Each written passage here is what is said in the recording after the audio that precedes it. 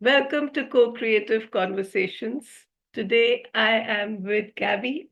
I'm Meenakshi Suri, and I think those of you who have been listening to our podcast know what we are all about.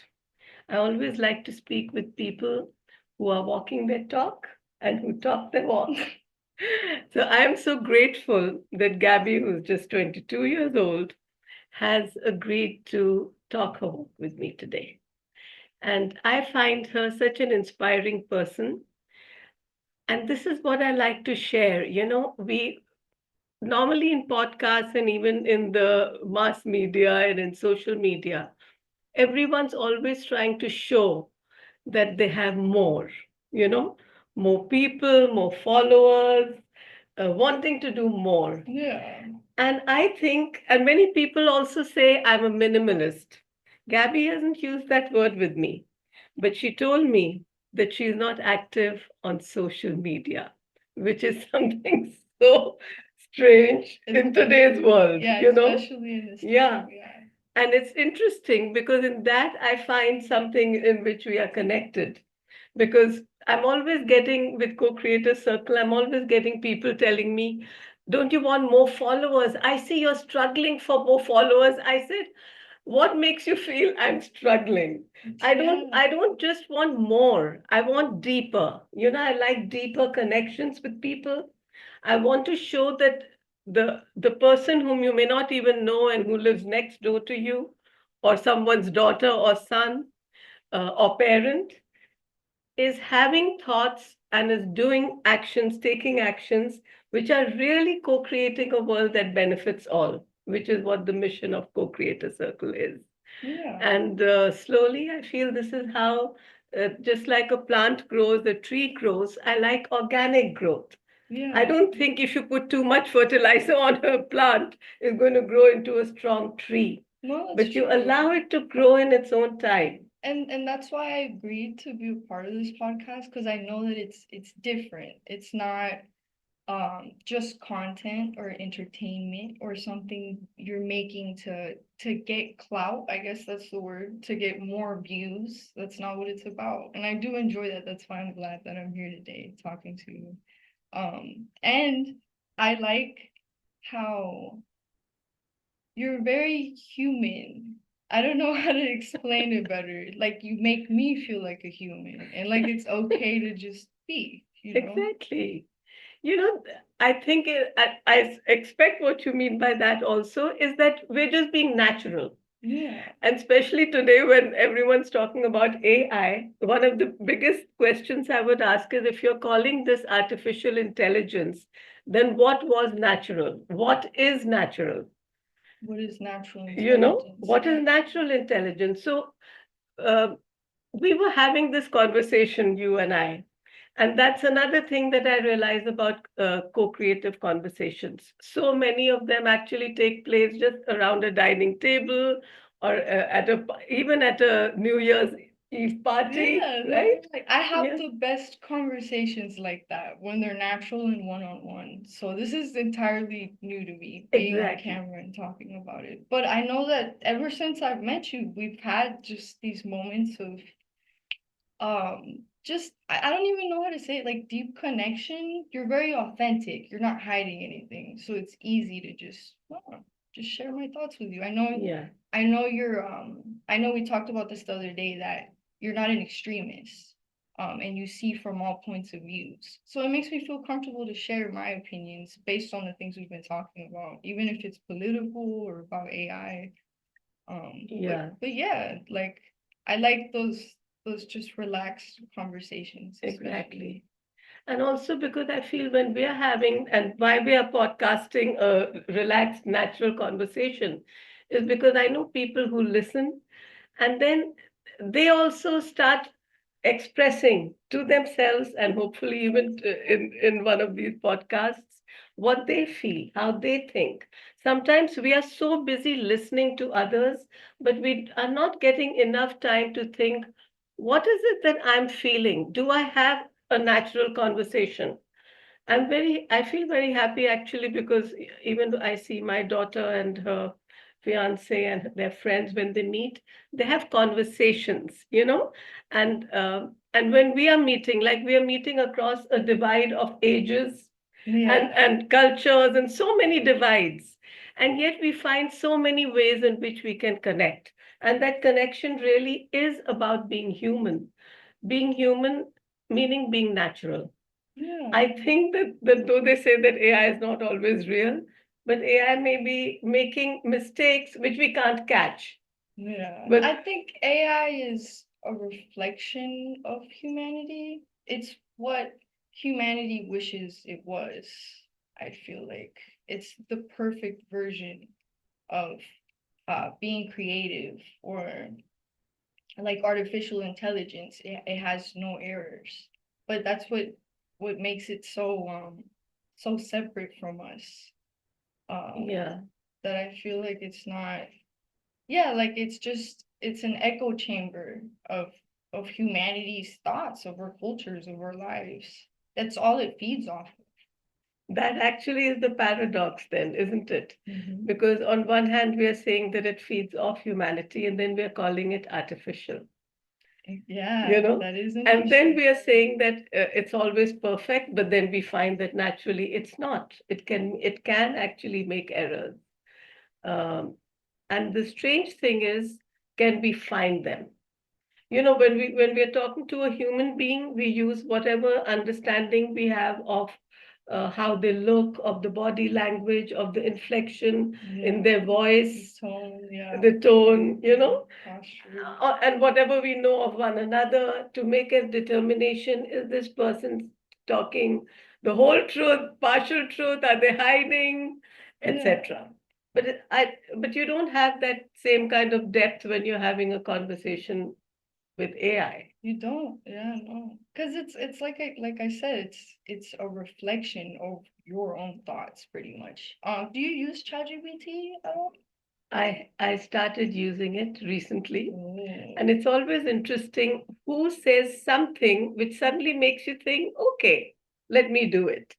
yeah. I was being asked by two or three people, if you don't do it, you're going to get left behind. That's something I don't enjoy about today's day and age, that everything that is new you have to be a part of. If not, somehow you're being left out or you're being left behind. Because that also happened to me. I recently started using ChatGPT, but because people kept saying like, oh, like you need to have this, you need to use this.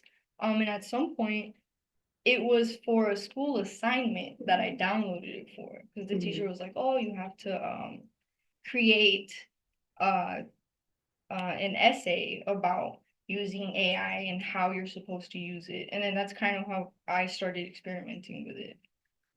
But ever since I started using it, it's been a slippery slope, because I'm noticing that because AI is like a human, but not really, people are tending to lean on it more, especially emotionally. I don't know if you've heard about anything like that. Tell me that. Actually, that is one of the reasons I wanted to have this conversation, because I don't know enough about your generation. So I would love to know what's going on there. So I don't want to speak for the whole generation, but I know myself and a lot of my friends and things that I see online, a lot of trends.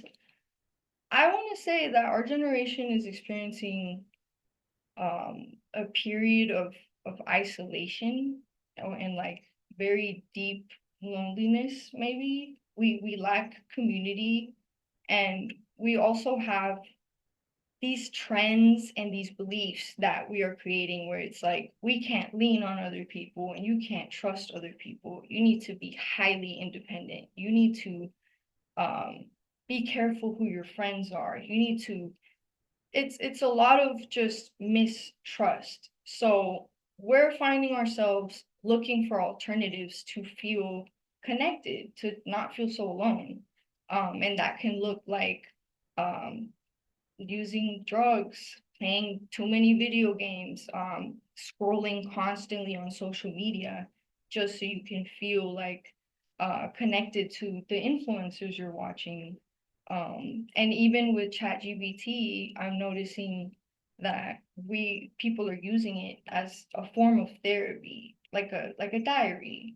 But the thing with ChatGPT is that it learns from you, and it can give you good advice. It can be helpful, but it is an echo chamber of your thoughts. So there is never anyone to challenge you or to tell you, hey, maybe you're wrong, because ChatGPT is kind of, I feel like in my eyes, created to cater to make you feel better, but not necessarily to help you grow, I think.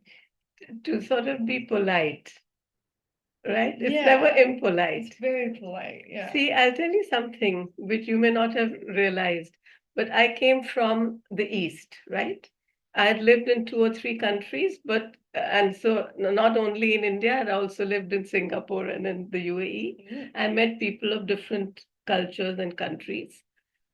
And I used to do a form of research called qualitative research. Here they call them focus groups, group discussions, where you're always looking for the meaning behind what people are saying and doing. And it's easier to do it in that kind of a deep conversation. But when I came here, I said everyone talks very politely. And I don't have that nuance. I can't understand, are people just saying something to say it, or do they really mean it? Yeah. I feel that is one of the reasons why people go into what we are now calling artificial intelligence or other forms. Because just because, and in your case, you are feeling that because of a lack of physical connection. So if people are not able to be natural, then naturally you start leaning on other forms. Yes. So I'm going to ask you, what do you feel is making people not be natural with one another? Well, I can only speak for myself a bit on that.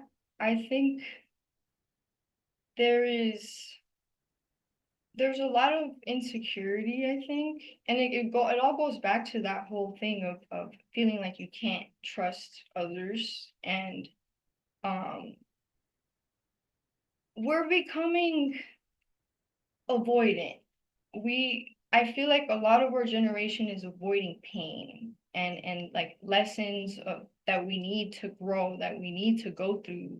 We're trying to do everything to not be a part of that, to not suffer through, I guess, like judgment. So, and I think that's the main thing. It's hard to be natural because you're afraid that you're going to be judged.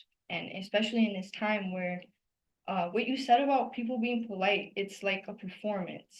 People are performing a lot. And it's hard to see like just what's behind the lines of that. Yeah. So where did this judgment start? When do you feel as a child? I mean, does it start in childhood? I think so. Maybe childhood, but also just as humans, I think that's also part of being natural is experiencing judgment and judging others. I think we're just becoming, I don't want to say it like this, like more sensitive or more less resilient, maybe when it comes to judgments, especially when uh you're already uncomfortable with how you perceive yourself. So when other people perceive you and in a negative way, it's you just it's terrifying. And but the crazy thing is most of the time it's just you thinking that you feel that other people are judging you because you're judging yourself so harshly. Um so I feel that growing up, um I was very like I never really cared too much about what people thought of me because I felt that to each their own, it's okay to not, sometimes I don't like someone and so I don't expect everyone to like me, Yeah. but I feel that around middle school, I noticed that there's things that make you different from other people. And during that time, people made that very clear to me. Like they would say things. Um, People will call that like bullying today, but don't necessarily feel like I was being bullied. But comments would be made. Like, I used to love to draw in class, and it was like a constant. Every day I would draw. And there was a day where a girl came up to me, and she kind of made a comment that made it seem like she was making fun of my drawing. And I never like went back to class and drew again. And that's just me though. Like, I took it like, oh, this is weird. This is something different. People do not want to see that. But as I grew up, I understood that, like, again, to each their own. But I feel like during those teenage years, something happens, like, where you just feel more critical of yourself and others. And now that I'm an adult, I'm noticing that being different is rewarded now. Being unique is rewarded. So I'm trying to undo all the learning I did to survive, I guess, which was trying to fit in, and like dampening whoever I really was.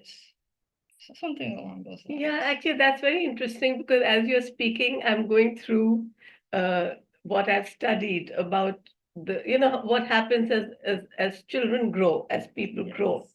And naturally, the greatest growth is till you are, let's say, 30. Yes. Because you're growing and changing physically, emotionally, and in many ways. Of course, the growth keeps taking place. I'm seeing that now. No, it Every never year is a new stops. year. Yeah, It never exactly. stops. Everything keeps changing. Your identity Yeah. is fluid, and that's why I like psychology so much. That's actually what I'm very interested in, is the formation of identities and what influences them, and how and why. Yeah, so that's what I was thinking. What's the difference between how you are experiencing life and how I am in my, I've just started my 70th year, which means I'm 69, not 70, but that's okay. Y'all heard No, yeah, no, because her. I always like to say the year I start, and then people take it as if you ended it. I said, no, I'm starting my 70th year. So my age is called 69.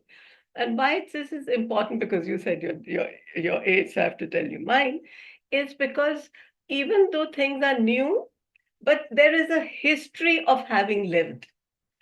I have Yeah. had the experiences of, like what you're saying, of not knowing. So on the whole, that history or that experience makes you more confident.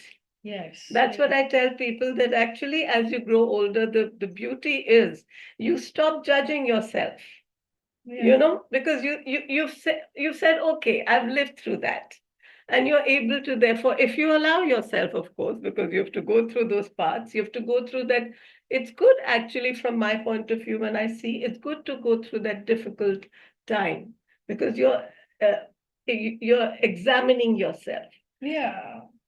So, but did you feel that you're alone? Or, I mean, of course, you're saying maybe not people of your age, but are there people who you feel can support you, or people in their 20s, when they're going, or teenage years, when they're going through those troubled times?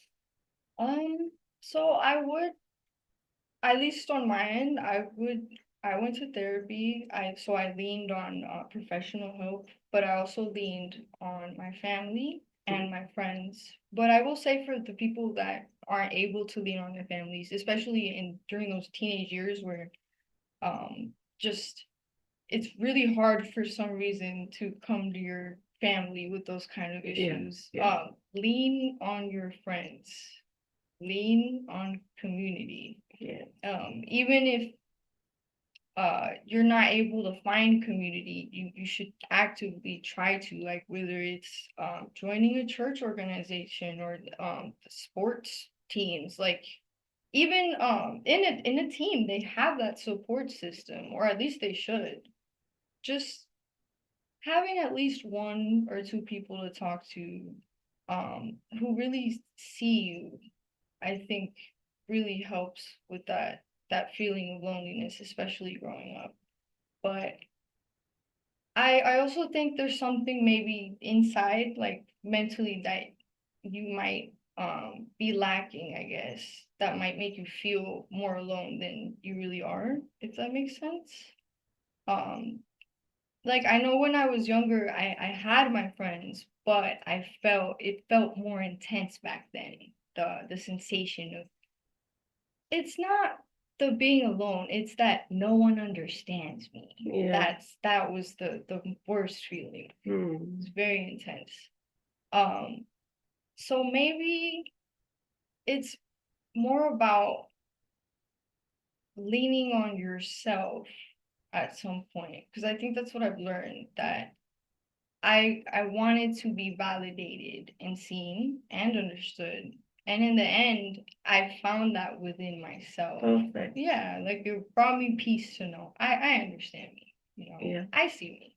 That's wonderful. That's Yeah. so great. But that took a long time. Like I didn't realize that. I thought that this feeling would go away by external like forces or validation or but truly the when I started leaning on myself a little more, it helped a lot with That's that. so wonderful. You're so young from my point of view, and actually you are. And you have already learned something which spiritual teachers, mentors, therapists are trying to teach people or to guide them to do, which is to be self-reliant. Because Yes. you can keep eating all the foods in the world, but you have to be able to digest them Of course, yeah. yourself. No, And yeah. if you don't have that sense of self-worth, even if someone says something positive to you, you won't trust it, Yes, isn't yeah, it? yeah, Yeah, you'll exactly. feel maybe they're just being polite, maybe they don't really Yeah, mean it. exactly. Yeah, so you've got to, it has to ping that same feeling inside you. And then, so really, do you feel that you think that others are authentic because you're authentic to yourself? Do you think that's how it starts? Like when you interact with people, Yeah. yes, I think so. Because I've noticed I'm very shy, so I have a thing where I feel that I have phases of how much of my personality I let out to people, especially if I don't know you. Um so I'm so sorry. I forgot what No, we were talking about. Oh my god. no, Wait.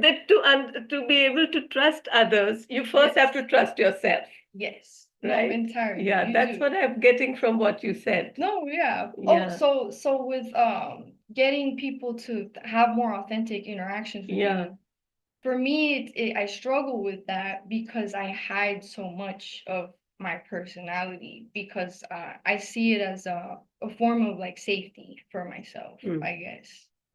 So I really appreciate when I can talk to people like you. I think it disarms me when someone is fully authentic. It makes me think, oh, like it's safe for me to be myself. But I haven't gotten to the point yet where I'm like that all the time on my own. It takes time. I have to be with the right person, I guess. yeah. But that is the thing with relationships, isn't it? You can't be the same with everyone. Yeah. And that's another depth of humanity, of human connection. Mm. It's also you yourself. See that when it's so simple. In one room, you behave differently, you do different actions in another room. And so when we meet one another, I always feel that when you encounter a person, you're actually, each person is like a portal. And you're entering into another consciousness when you meet one another because Yeah. you're in another space. A different kind of a thought comes to And you. even a different version of you comes out too, Yeah, I feel like. isn't I've it? been noticing that, yeah. Yeah. So in that sense, we are who is the authentic us? That's exactly what is written in the Oracle of Delphi. Know thyself.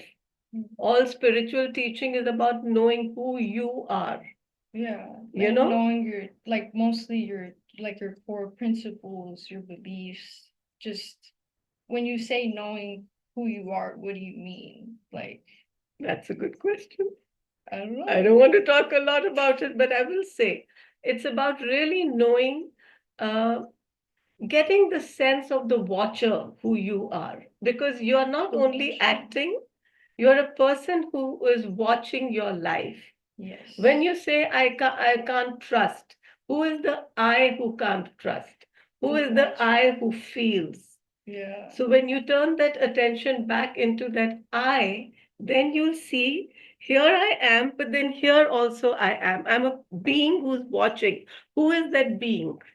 That once you get to know that being, Yeah. that I am presence, Yeah. that is then when you have fully got to know yourself.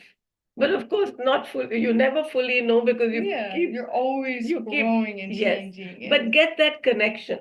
And what's interesting too is your life also will constantly change, like who you become basically, and it will change your idea of who you think you are. For example, like grief, like when someone passes away, that can completely change your perception of who you are.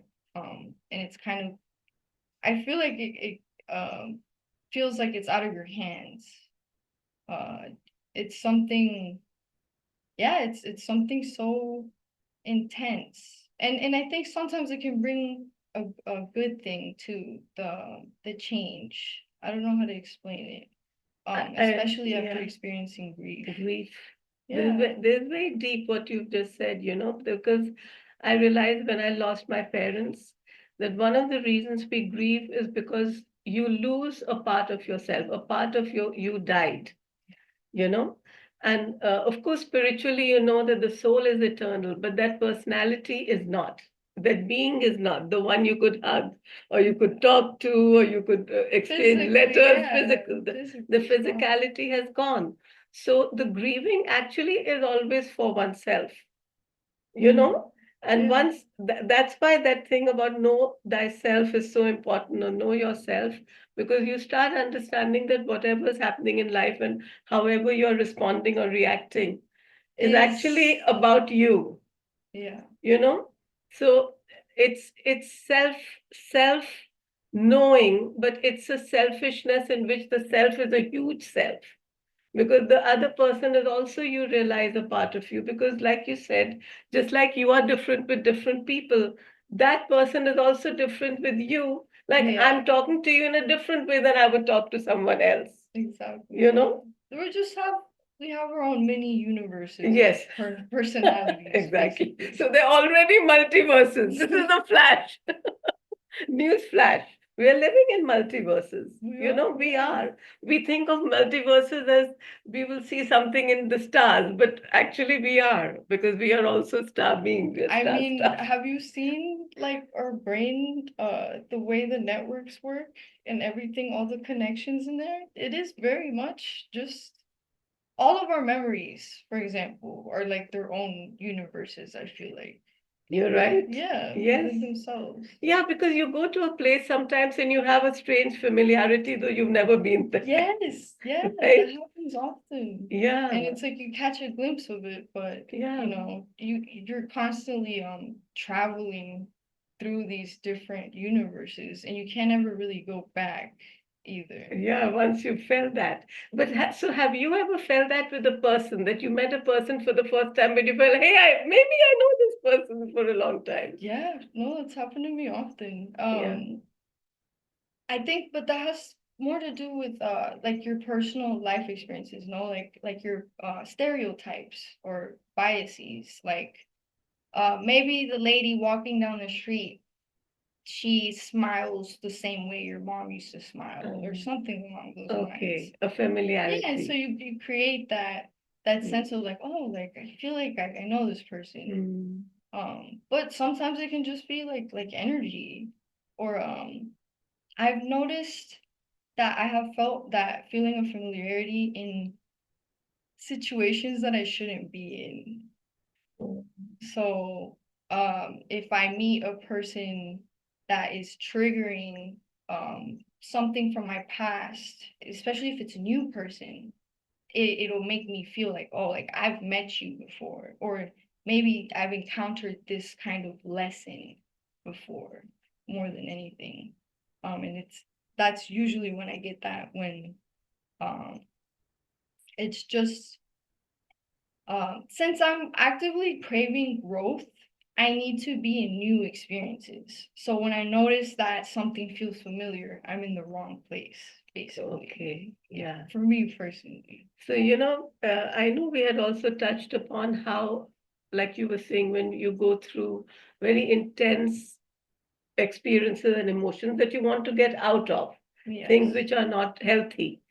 What are the different coping mechanisms? One you were saying is community, but you also spoke about ways which you felt were not healthy.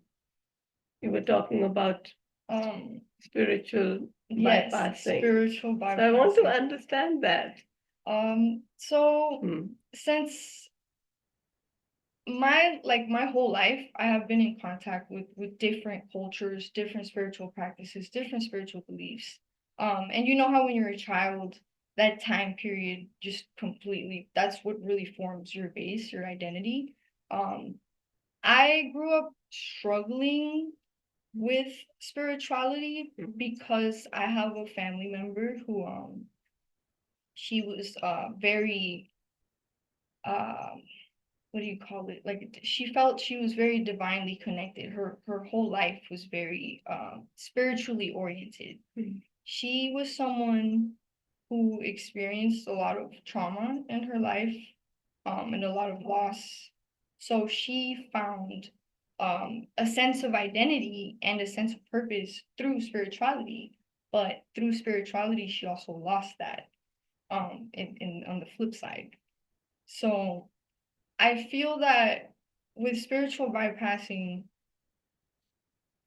I had the opposite where I noticed that my family member would constantly use these spiritual beliefs and feelings of being a higher power um, to soothe herself, to make sense of the world around her, but to the point where I feel that it clouded her judgment a bit, especially when it came to like what was really harming her. She was just kind of running away from her past and her pain, and she just wanted to make her mission outside of herself to heal the world. But in turn, she neglected herself, and so there came a point where it felt like for her the universe betrayed her after so many years of service. Um, but later on, I feel that she understood that she betrayed herself because she neglected herself. Um, and then on my end, I had the backwards experience of I didn't want spirituality to consume me like that. So I became completely like, I didn't want anything to do with it. I didn't believe in God, and I didn't want to hear anything. Like it was like I was like really scared of it. I don't know how to explain it. I'm someone who's very analytical, and I have a habit of I want to be in control. Yeah. I want to be in control of everything. And I feel that spirituality can make you feel you have to accept that you're not in control. And that's the complete opposite of me. So that was a really hard thing to accept once I got back into spirituality. So before, it was just you can't be too extreme, I guess is what I wanted to share. You can't completely lose yourself, I guess, in spirituality with and because it'll stop you from growing. And it'll stop you from what is your humanity, I feel like, especially if you're constantly connecting that to some outside force, and vice versa. Um you can't really separate yourself completely from spirituality, because then for me it made my world very black and white. And that also made me feel alone. That contributed a lot to those feelings of loneliness. I could say that for our generation, we're way less spiritual than the older generation. That I don't think a lot of people my age even attend church or anything like that. So we experience that this sensation of it's just me. Like especially when I didn't believe in anything, I felt very alone. Like this is it. There's nothing else. Um, but when I started having issues that like I felt just the sensation of wanting to be in control was weighing on me. And I realized I can't keep living like that. Like I was always very afraid of others, of what could happen, of the future, of what if I crash my car, like all of that stuff. And so sometimes I needed that safety net, I guess, of knowing, you know what, it's not in my hands. I am not in control. And whether God exists or whoever, I know the universe does exist. And to some extent, like it has to be watching out for me. And when I started like I guess handing over that power, and I'm still working on that constantly. I started feeling just more at ease, I guess. And I don't know if that within itself is like some kind of mental manipulation for us, where we have to believe that something outside of us is protecting us to feel at ease. I don't know if you feel You that. know, Sorry. no, I'm purposely letting a moment of silence, which I really think is so important in a conversation. And so often I've felt that if we could just be for a few minutes in silence after what you've said, because you have touched upon so many wonderful ways in which you have traversed this whole idea and experience, how you grow. This is what you've just said is incredible. It's not easy for people to be able to express how they have felt, one with authenticity, two without we're not naming names or anything, but yeah, but also in a very deep way, deep and authentic. This is fantastic how you expressed yourself. So many, and not only that, as you were talking, it's the natural tendency for words to start coming. Yeah, just And I said, no, just listen. And this is what I invite always also listeners to do. Sometimes, as as a person is talking, many things happen. Some things that you are saying bring parts of my experience. Yes, yes, I felt that. Others are saying, oh, but does she know that? So, oh, can I tell her something else? And then I say, no, but I'm not here to be guiding you, for example. We're just having a conversation. But also, when you talked about that you don't feel supported or that people don't share or they're trying not to say, then I realized, no, if I want to say something, it is important for me to say and not to suppress it. yeah. So one of the things that came to me, I think, is the word spirituality. And what is our understanding of it before, because I was telling someone that, oh, we're going to have a conversation about spiritual bypassing, and she is a person who's very much in the spiritual fields and does many things, and she said, what does it even mean? I said, you're so right. It's a phrase which I didn't even understand. Spiritual bypass. Yes.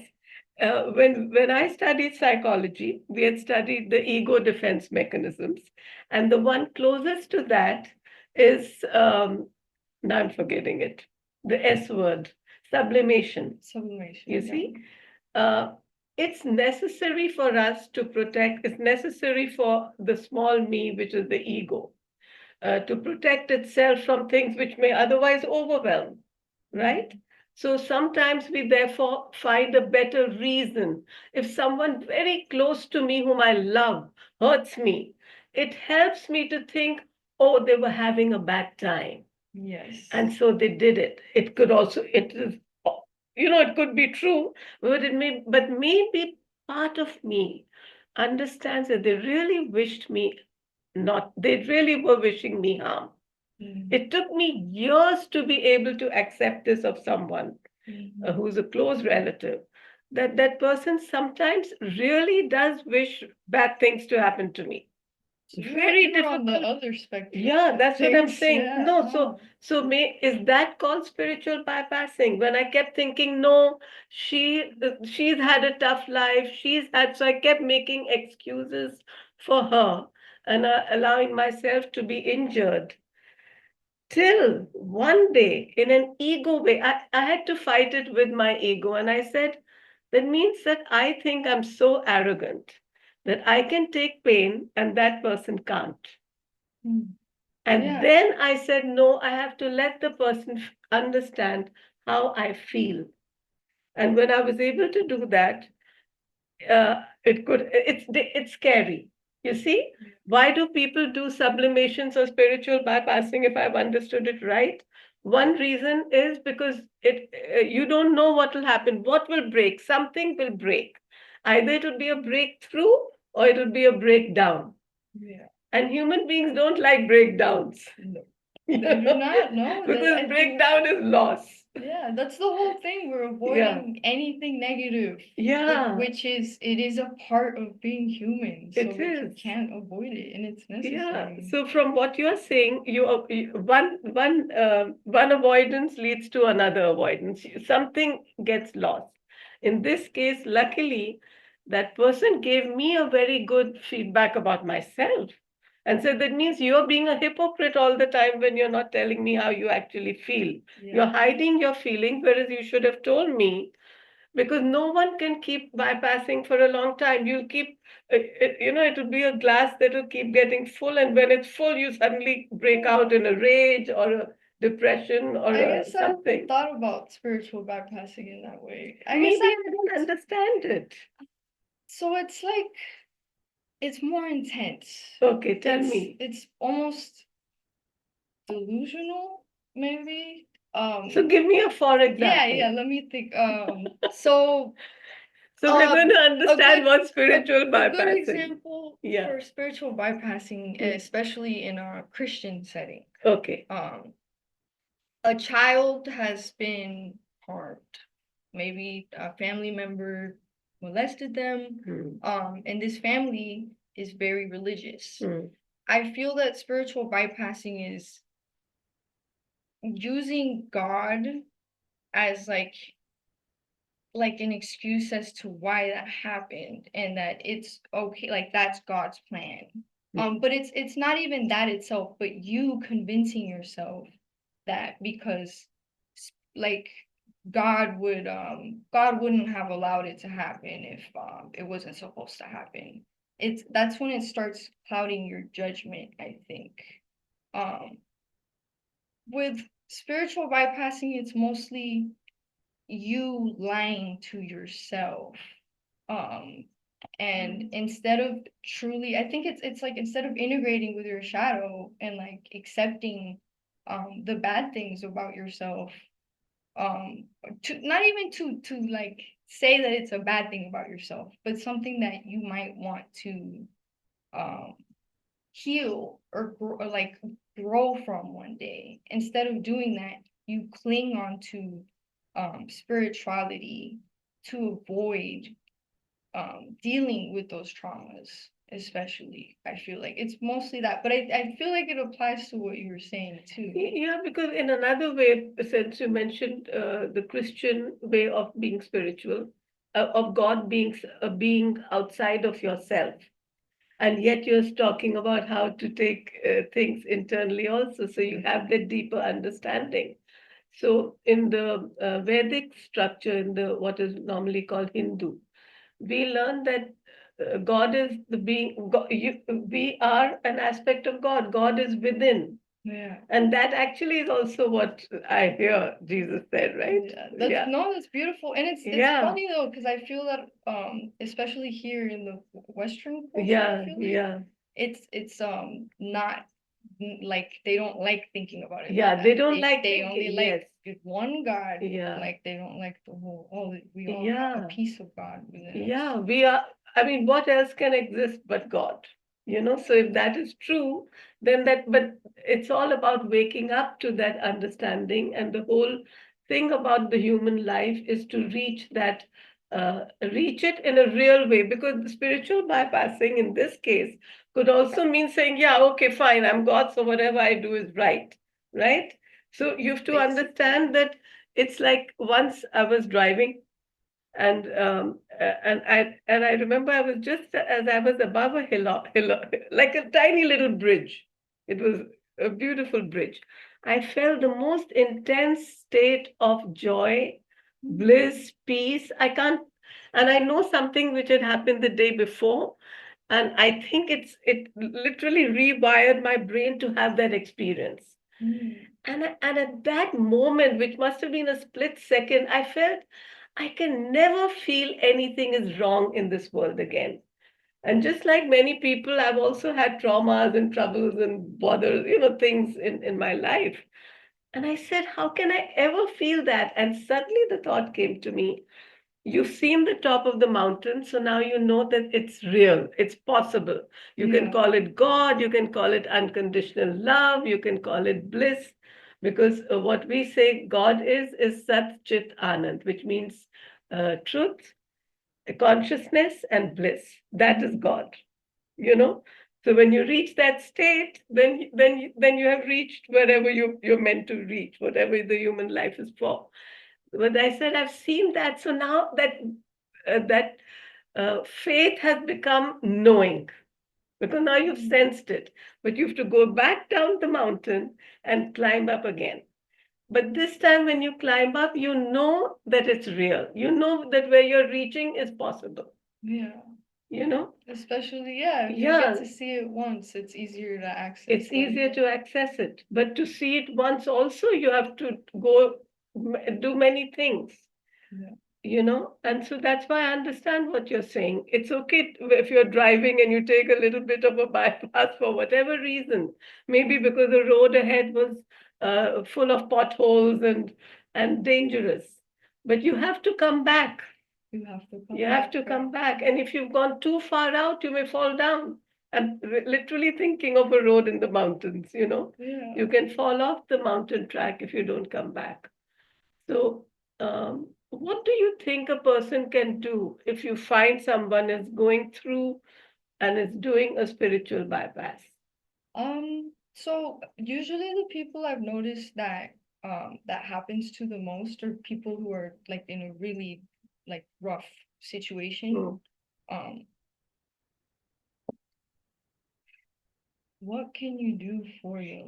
I'm That's interrupting you also, not interrupting, I'm letting you think also, because I'm wondering that when they're doing the bypass, is it also because they're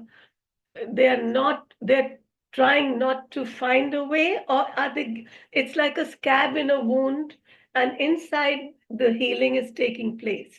yeah. No, I feel like the thing is the identity you form through your trauma, and then when you attach it to spirituality, it can turn into something like entirely different. Okay. So but yeah, like So you the said, healing does not take place. it does not take Yeah. place. And in the case of the family member, and what I noticed is she used her identity that she created through the trauma she experienced, and then I think she forms a form of like an ego through the spirituality itself. Um, and she felt that her only mission on this planet was like to help everyone else, and as long as she was completing this mission, the universe would always reciprocate like whatever she wanted, like the power of manifestation, for example. I've noticed that that is in itself a form of spiritual bypassing, where you're just because you want it, you're expecting the universe to give it to you.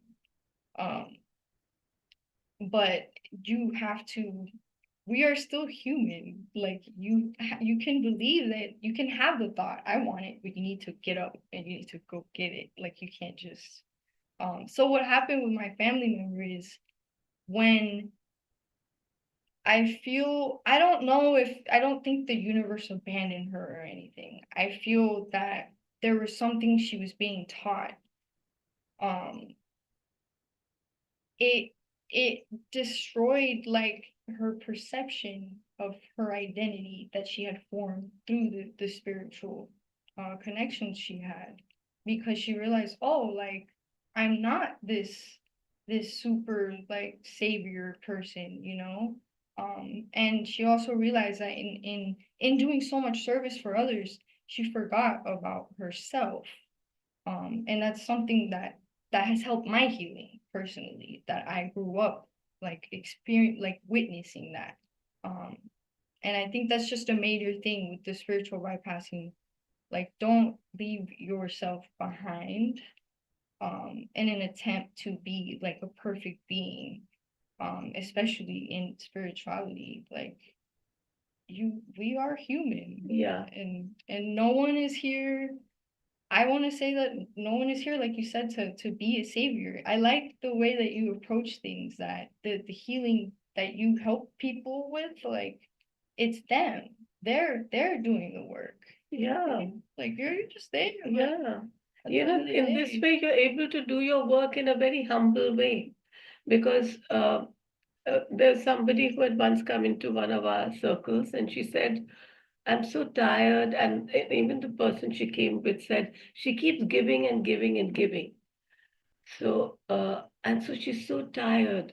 So I said to her, I said, what you're giving, where do you receive it from?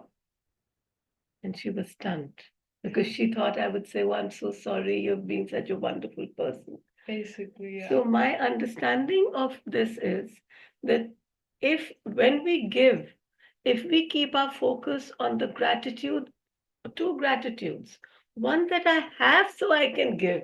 I can't give what I don't have. So I'm so grateful to whoever gave me something that I can give it on. But also the person gave me an opportunity to give, to Yeah. feel so good about myself, to feel, wow, I'm a giver. If I can have all that, then that transaction is complete in itself because I have connected with who gave me, with the universe, with the world, maybe my parent, my husband, my children, somebody gave me something. I had it. Obviously, I felt that it was something I could give on. But at that moment, what exhausts us is if we only focus on giving and wanting that person to say thank you enough to us. So we actually have, sorry, now it sounds horrible, but we are becoming vampires. Yes. We are wanting the other person to make us feel good about ourselves. Yes. Our own action should make us feel good about ourselves, not how the other person takes it. And that's usually, yeah, how that starts. Then I'm expecting, I'm giving, but I'm also asking. Yeah. As long as this is clarified in the beginning, and then I decide, no, I wanted gratitude from this person. Somehow I need it. She has not given it to me, then I must stop. That's wisdom, you know? Yeah. So from this point of view, I can understand what happens because that person didn't do it. So then, no, it's okay. I'm giving, I'm giving, I'm giving. I'm a good person, but something inside her didn't feel good enough. Yes. That's Right? and that's where it Yeah, comes from. I understand that Yeah. now. She wanted to feel needed, Yeah, to feel useful and yeah, validated and seen and understood. yeah, And she wasn't able to give that to herself, so yeah, she spent a lifetime looking yeah. for it outside of herself. And that is not to say that we don't need it from human relationships. But in human relationships, then there does have to be a give and take in a similar kind of a manner, you know? I think this is something which is the most difficult thing about relationships. Yeah. Like even like when we were talking about people being polite, if someone is hiding, like I remember there's another, nowadays there's so many phrases, like people say throwing shade, Yeah, or they say throwing shade, or yeah. they say passive aggressive. So I Mhm. told somebody, isn't it better that they're being passively aggressive and not actively aggressive? If they're feeling aggressive, then better that they're suppressing their aggression. You want them to come and hit you? But I feel like that's also like them not being authentic. Yes, but how much authenticity do you want? I don't want someone coming and hitting me. I'd rather they spoke no, words. no, they're not gonna. I feel like passive aggressive is like you're doing stuff that signifies you're angry, but you're not telling them you're mad.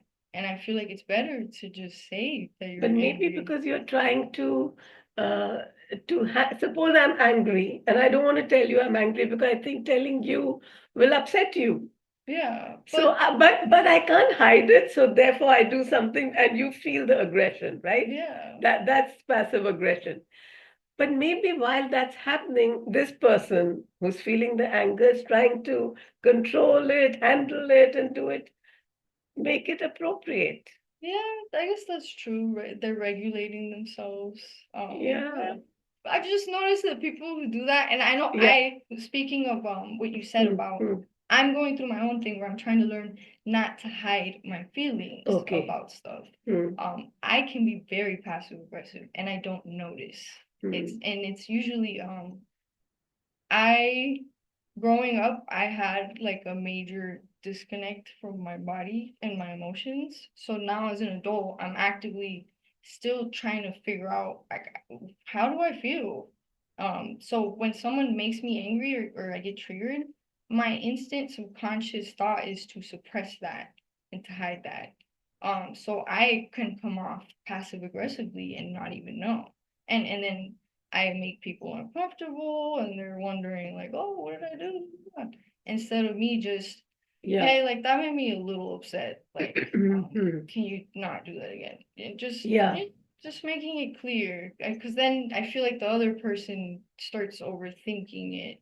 But there's also the flip side of it is their process. Like if they want to be passive aggressive, like let them have their moment and they'll come back to you whenever they want to talk about it. I mean, Yeah, like, so I like that because if a person does it one time, it's you can feel that. But if a person's doing it constantly, then you know that your relationship with them is not healthy. And yeah, maybe then it's time to have a open conversation. conversation. Yeah. What is it about me that troubles you so much that you're not able to tell me what angers you or whatever, you Yeah. know?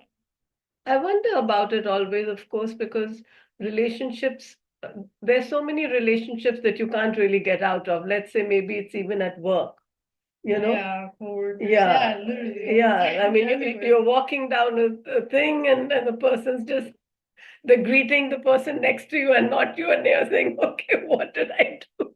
You know?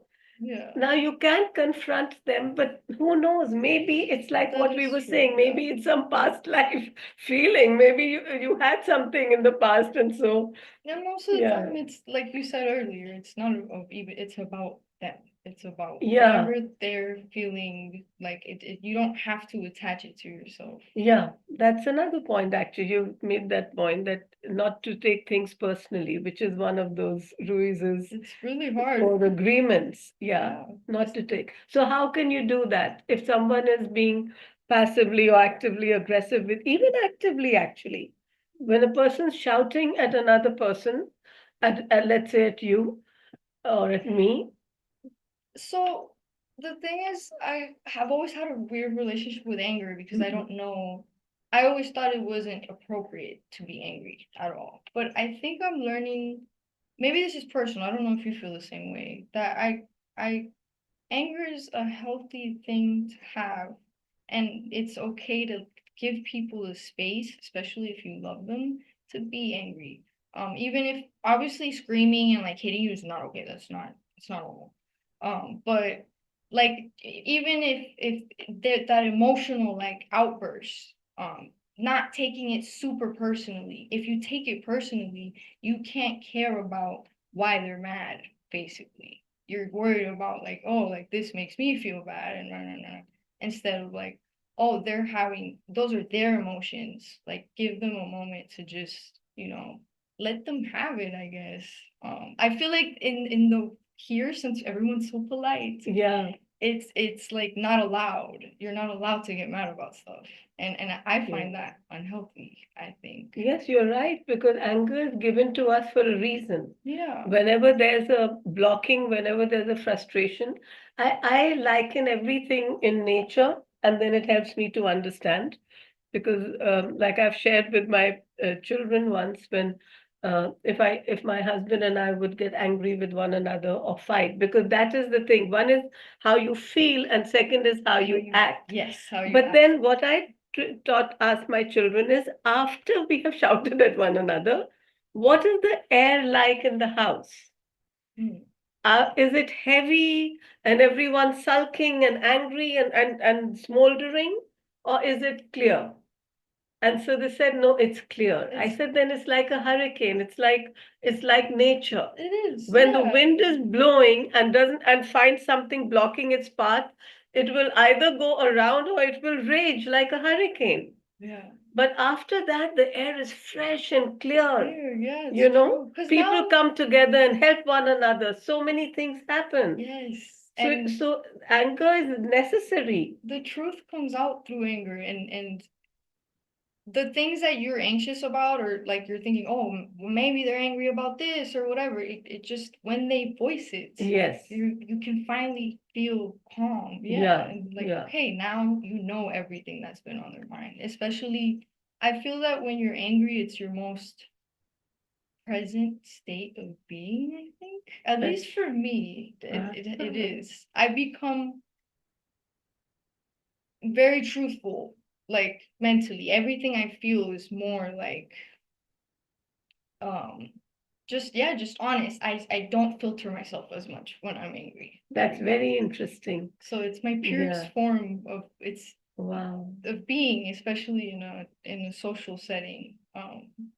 So what do you do when you feel? Because one is the feeling and two is what you act, how the action. And it's the action that defines the relationship. Yeah, so that's what I'm struggling with Yeah. currently, is Yeah. learning, because I feel that I suppressed so much of my anger.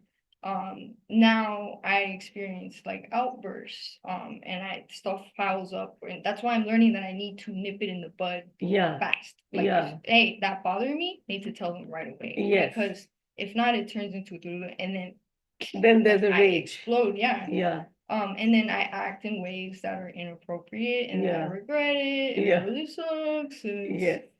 And Well, I you're can learning be it. very intense. Like I said, Mm. I become completely unfiltered. So I'm only thinking about how I feel and not what you're feeling. So I might be more like, I might be rude. I might say something really mean to you.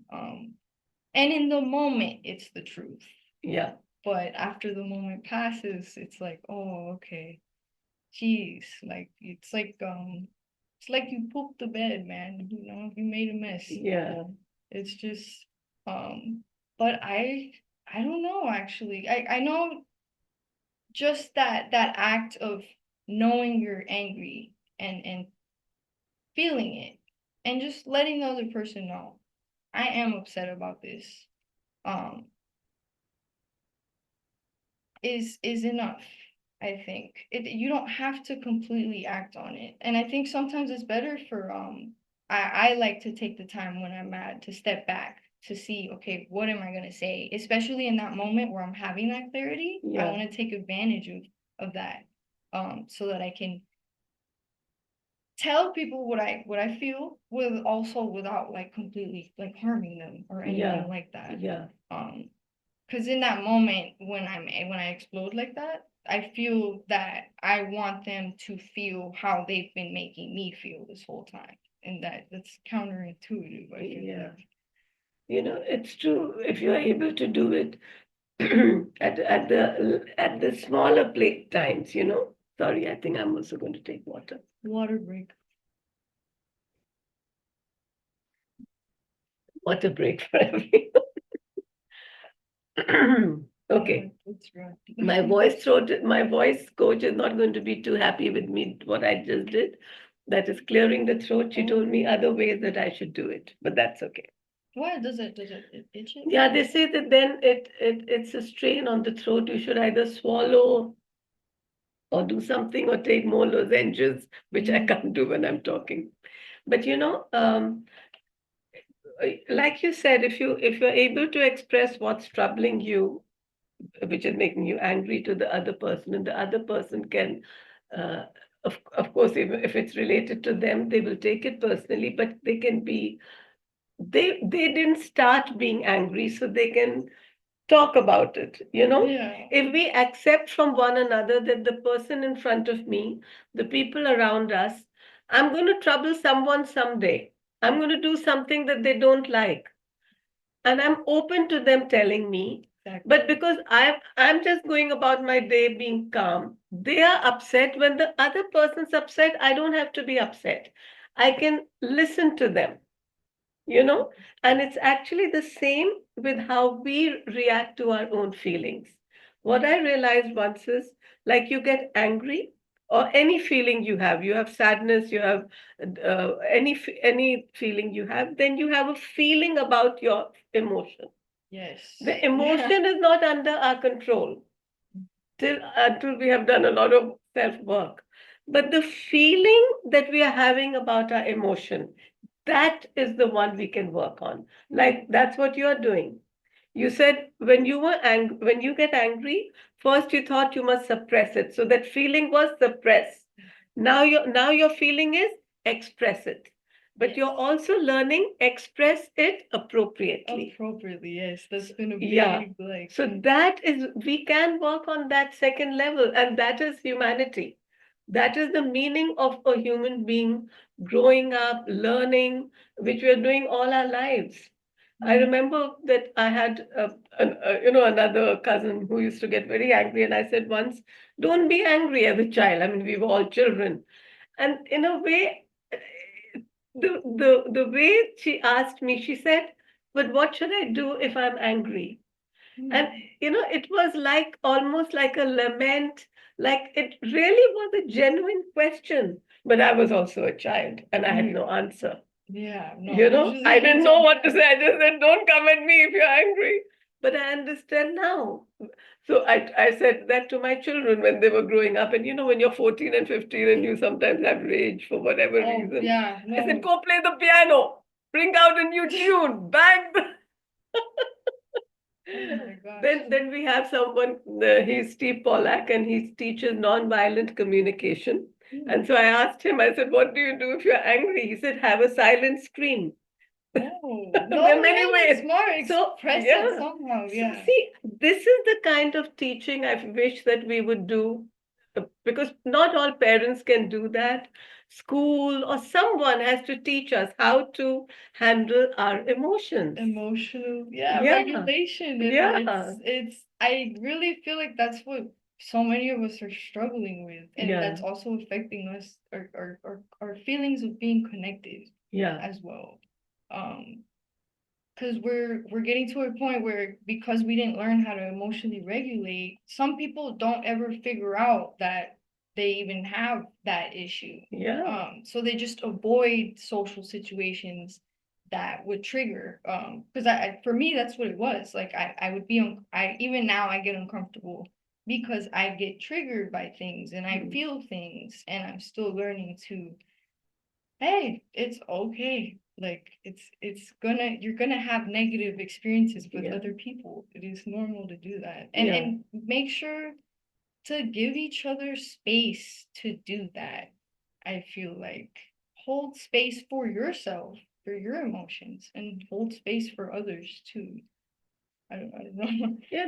There are energetic ways which we all learn how to, um, just like you have hurricane windows against the hurricane, you can have around you a supportive, protective aura, you know.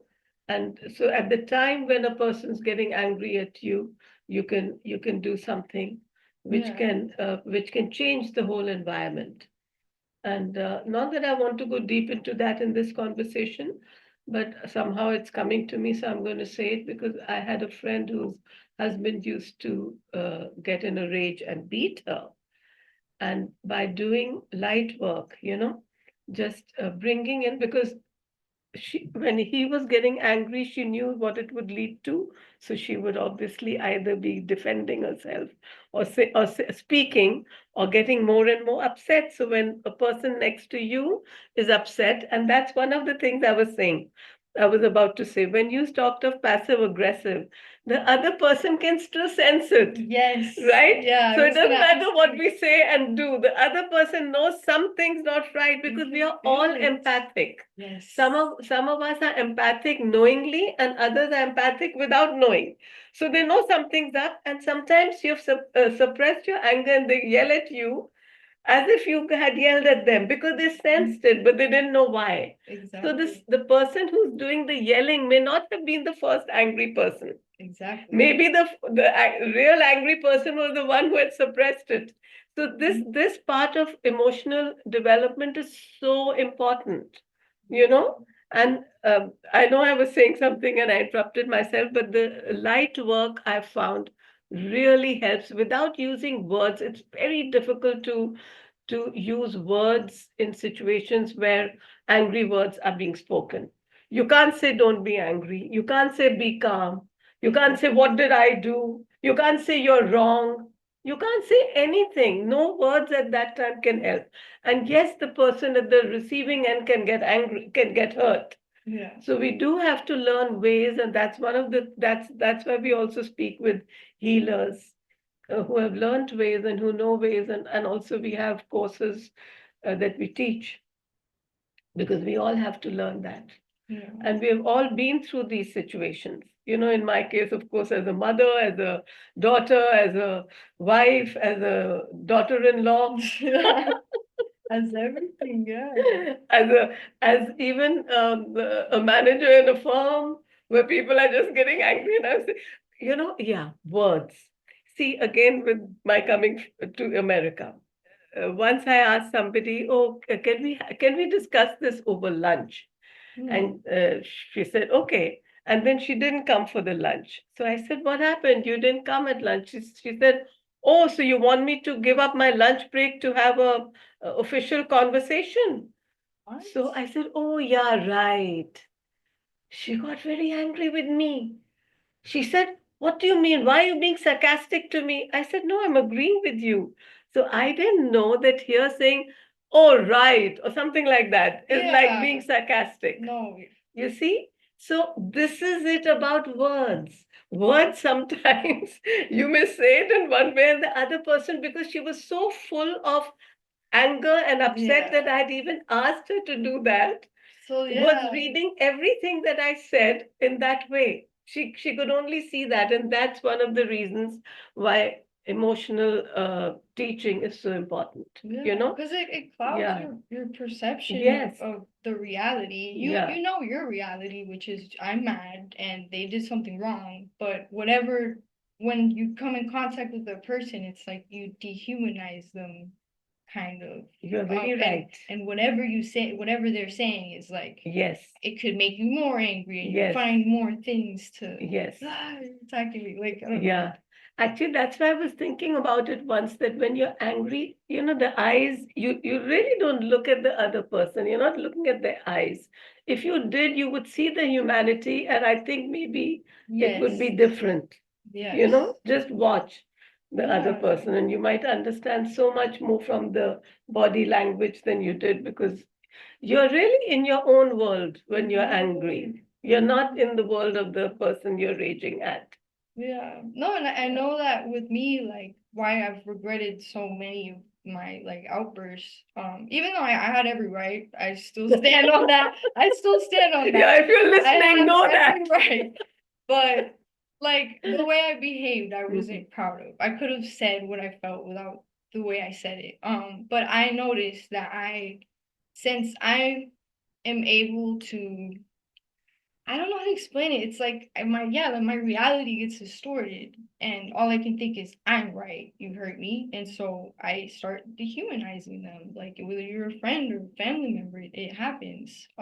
Obviously I'm still working on it, but I stopped seeing you as a person. And And then I noticed, you know what, that's true. I probably do avoid like looking at you directly in the eyes it's if I'm normal. mad. It's Yeah. yeah.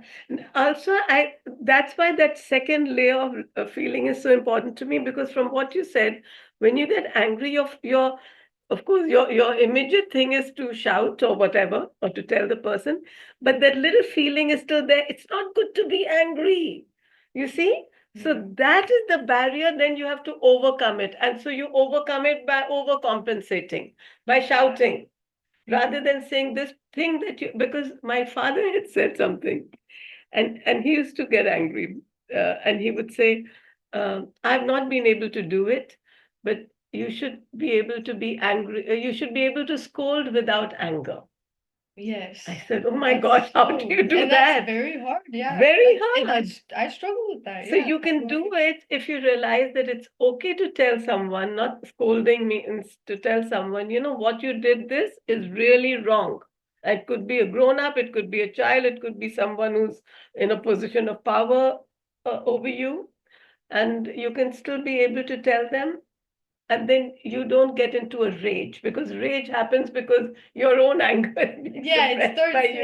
it starts getting out of control. Like Yeah, I know that when I get mad, I also hype myself up. I don't know how to explain it. I yeah. get more um It becomes just like a storm, yeah, it's just like because it's a so confusing, all the yeah. thoughts that are going around the anger. It's just really hard to stop it, yeah, and just Yeah, slow down. yeah, But like you said, if you're able to take a step back, remember like who you're talking to. Um like they're not your enemy, and even if they did like hurt you purposely, intentionally, um I feel that at the end of the day, if you're able to regulate yourself and tell them like the truth, then you walk away whole. You don't feel like you threw away like something or you completely messed up. You're able to walk away from that interaction with yourself and still being true to yourself, yeah, honoring your feelings, but also honoring theirs. yeah. So, in Pretty that much sense, when we suppress our emotions, maybe we can call that an emotional bypass, as well. right? Yeah. So, yeah, At that I'm point, yeah. so I think we can call this conversation one in which we bypassed. We bypassed the We bypassed the bypasses. bypass. Yeah. Do you think that we have solved all the problems of the world? Not yet. I have more questions, honestly. I could talk to you all day about this. There's something I wanted to bring up about what you said about how everyone is empathetic. Hmm. Um, I struggled because of what made me start suppressing my emotions is that I've always been very hyper aware of people's feelings. Especially just everyone, just Hmm. my family, friends, people I don't know. Hmm. I know that everyone is empathetic, but I feel that I had a time where it was very overwhelming. Yeah, And so I avoided getting angry because I didn't want to interact with any of those feelings or negative feelings from other people as yeah, well. Like I didn't want to feel like, oh, I'm making them upset. yeah, You know, it's how do yeah. you feel that way? Do you ever feel No, I mean, maybe you are what they call a highly sensitive person, but actually, I just like to say you're an aware, empathic person, and so you are, and also this is compassion, to be caring about how the other person is feeling in a knowing way, you yeah. know, and only thing is that at that time, even that's a time if we can step back, and we can't step back at that moment till we trained ourselves. Yeah. And we see in this situation whose feelings need to get expressed first, Yeah. because you are not responsible for the other person's feelings Yeah. or expressions, but you are responsible for your own, you Yeah. know. So we also have, and I'm plugging it here, the 9 responsibilities course. Mm. And responsibility here, we call it responsibility. Oh. And one of them is relationships. And we do need to understand in a relationship, one, what is my responsibility? and what is not.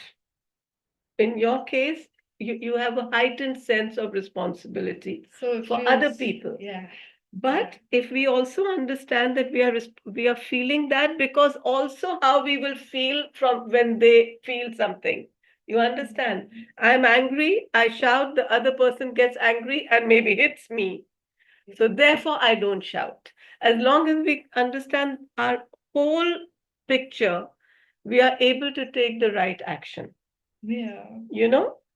Uh, I feel I so actually, I would say become more open the empathy more. You can't become less empathic. Once you're empathic, yeah, you because I was can't gonna close that. say I wish You can't switch it off. because it's constant. It feels Yeah. debilitating at times because it's So at that's why school, we like teach. That's why there are all these other courses, and we're starting it actually like a co-creative university, or maybe we'll call it co-creator academy, where we're teaching these kinds of courses, which are life courses. The ones that help us how to live life in a way of self-awareness in the very small self, also like your own physical body yeah, and the larger world, you know? yeah. So that's the question I wanted to ask you, because we have different perspectives maybe. But from, let's say, 5 years ago, do you feel that the world has become a better place or a worse place? Hmm. Oh, we'll do it like a rapid fire. A Let's rapid hope we fire? can do rapid fire. Okay, Okay, because I okay, talk slowly. Okay. okay. World is better or worse? Worse. Oh, world's going to be better or worse 2 years from now?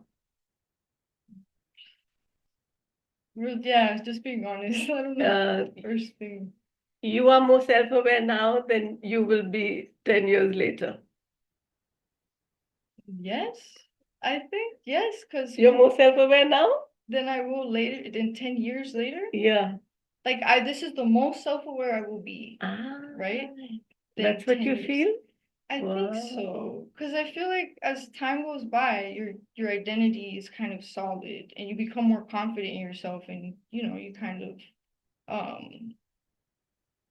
I think my self-awareness now is at it too extreme right now. And I think with time it'll become more appropriate, I think. Oh, okay. That's how you So mean I it. feel Yes. more self-aware now than I feel. I hope I'm not so Okay. And how do you feel about the world? What do you think that people in the world, humanity in general, is co-creating? love. I feel like Wow. that's what we should be doing, and that's what I see in each other and this and talking to you and meeting you through my parents and just love. Just yeah, always. That's what I feel. And that's what this co-creators I really like this. This is really nice that you're doing this. Thank you. I don't think there's anything else we need to say now. Thank you so much for listening. Please share your love by commenting, by writing to us, by telling us what you'd like to listen to. How did you feel? What did you think? What did you feel while you were listening to us? And what more do you wish I had asked from our wonderful Gaby? I know that I didn't really ask you to fully say something about yourself, give your bio. I just said you're a student. Do you want to say what you're going to be doing in future? What are your plans? So in the future, currently I'm studying psychology and I'm hoping to use psychology to learn more about myself, and also the world around me. And what I like about our spiritual conversations is that most of it is psychology within itself. So I'm hoping to continue to learn as much as I can so that I can help myself and in turn help others help themselves. That's my goal. I want to heal and figure out like um just my path so that I can maybe one day help others and maybe they can find some stuff that like I've been through relatable, and I'm sure that I'm not the only one who's gone through this. So I do want to keep, yeah, just keep trying to learn as much as I can about psychology in the next few years, and learning from each other too. Because even though I'm like really anxious and I'm like scared of people, this is the path that I need to take because I want to take it. We need each other, like, and I'm actively fighting against a belief that oh, you need to be independent and blah blah blah. But no, like, psychology is also about connection, and I that's what I hope for the next few years, to continue to explore those relationships authentically and emotionally free, you know. And we'll keep talking and bringing these conversations. Thank you so much.